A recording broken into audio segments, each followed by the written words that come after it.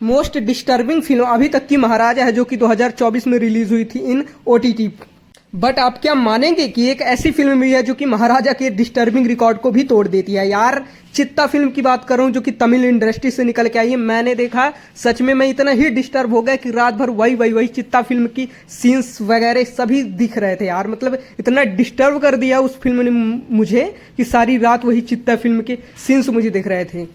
पर क्या ही करेंगे जब फिल्म ही महाराजा की रिकॉर्ड को तोड़ दे कि महाराजा की डिस्टर्बिंग सीन को भी उससे 4-5 गुना लेवल आगे ही चली जाए, तब क्या करेंगे आप।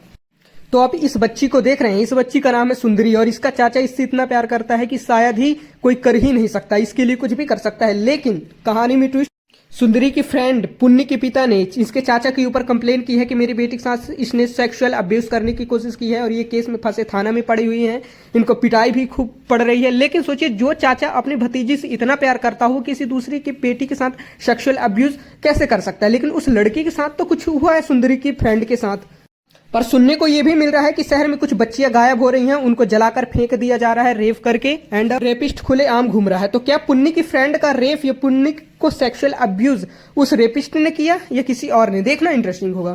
और सबसे बड़ा सरप्राइज तब आपको मिलेगा कि सुंदरी खुद गायब हो जाती है। सुंदरी को किसी ने किडनैप कर लिया। सुंदरी का चाचा पागलों की तरह बिना खाए पिए यार पूरी मेहनत पूरी इमोशन के साथ ढूंढता है और वो ऐसे इमोशन आपको हिट कर जाएंगे। उस इमोशनल इतने नेचुरल इमोशन है यार। अब क्या ही होगा कि जब सुंदरी गायब हो चुकी है, यहाँ चाचा के ऊपर केस लगा है, इसने सेक्सुअल अब्यूज किया है और उसकी खुद की भतीजी गायब हो गई है। डर है कि कहीं उसकी भतीजी के साथ कुछ हो ना जाए। इतनी सारी सिचुएशन सामने आ जाती हैं। एक्चुअली ये फिल्म आपको मेंटली डिस्टर्ब कर देगी। और ऐश्वर्यन की जो भतीजी है सुंदरी, उसके साथ क्या रेप हो जाएगा या नहीं, और वो रेपिस्ट तो इतना भयंकर कि क्या ही बता दें। लड़की का रेप करने के बाद उसी से पेट्रोल मंगवाता है पेट्रोल पंप से और उसी को जला के फेंक देता है। लेकिन क्या सुंदरी जिंदा रहेगी या नहीं। लेकिन सबसे बड़ा एंडिंग सरप्राइज जिसे देख के आप सच में एक्चुअली इमोशनली हिट कर जाएंगे, डिस्टर्ब हो जाएंगे। ऐश्वर्यन की गर्लफ्रेंड का रेप 5 साल पहले ही हो गया था, जब वो 12वीं पढ़ रही थी तभी। पर क्या जब ये सारी इमोशनली चीजें जब एक साथ बताई जाए ऐश्वर्यन को कि उसकी भतीजी भी गायब है, उसकी भतीजी के साथ रेप हो चुका है, और फिर पता चले कि यार मेरी गर्लफ्रेंड के साथ ही 5 साल पहले ही रेप हो चुका है, तो उस चीज से कैसे मेरी गर्लफ्रेंड उभर के आई होगी। और यही कंडीशन कि मेरी भतीजी का भी रेप हो चुका है जो कि हॉस्पिटल में पड़ी हुई है।